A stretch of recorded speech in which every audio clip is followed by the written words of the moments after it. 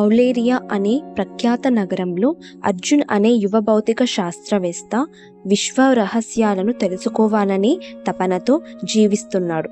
ఎన్నో గ్రంథాలు, సిద్ధాంతాలు, ప్రయోగాలు చూసినా తన ప్రశ్నలకు సరైన జవాబు దొరకలేదు. ఒకరోజు అతడు పాత గ్రంథాలయంలో ఎటర్నియా కోడెక్స్ అనే పురాతన గ్రంథాన్ని కనుగొన్నాడు. ఈ గ్రంథం 4-5 డైమెన్షన్ల గురించి రాసి ఉంది. సమయం అంటే ఒక వరుసగా కదిలే ప్రవాహం కాదు, అది పూర్తిగా వేరుగా ఉండే మాధ్యమం అని ఈ గ్రంథం చెప్పింది. అర్జున్ దీన్ని నిజం చేసుకోవాలని నిర్ణయించుకున్నాడు. ఒక రాత్రి అర్జున్ కోడెక్స్లోని గణిత సమీకరణాలను ఉపయోగించి కాలాన్ని నిర్ణయించే ఒక మెషిన్ను రూపొందించాడు.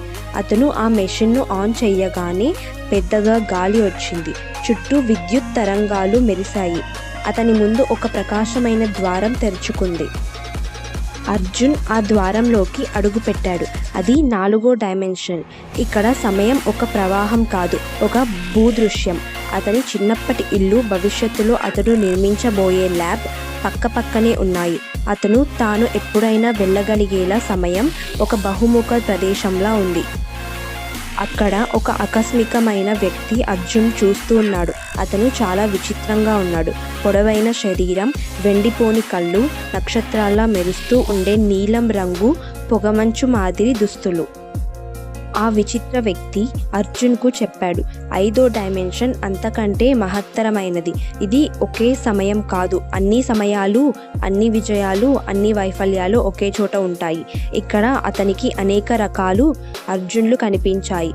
ఒకడు శాస్త్రవేత్త కాదు, ఇంకొకడు అమరతత్వ రహస్యం కనుగొన్నాడు, మరొకడు భౌతిక రహస్యాన్ని విడిచి పురాణ శక్తిగా మారిపోయాడు. ఈ ప్రయాణం అర్జున్ జీవితాన్ని పూర్తిగా మార్చేసింది. కానీ అతను ఓ నిర్ణయం తీసుకోవాలి. తన నిజమైన ప్రపంచానికి తిరిగి వెళ్ళాలా, లేక ఈ అంతులేని జ్ఞానం నేర్చుకోవాలా?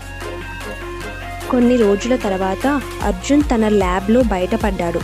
అతని మెషిన్ ధ్వంసమైపోయింది, కానీ అతని మనసులో అనేక అద్భుత విషయాలు నిలిచిపోయాయి. కాలాన్ని ఇతరుల కంటే భిన్నంగా చూస్తున్నాడు. అతని పరిశోధనలు భవిష్యత్తును మార్చేశాయి. Quantum physics, teleportation, time travel మీద కొత్త పరిశోధనలు ప్రారంభమయ్యాయి. అతను ఎప్పుడూ ఒకటే చెప్పేవాడు, ఈ విశ్వం మీరు ఊహించినట్టు లేదు. సమయం అనేది మన మొదటి భ్రమ మాత్రమే. Like, share and subscribe.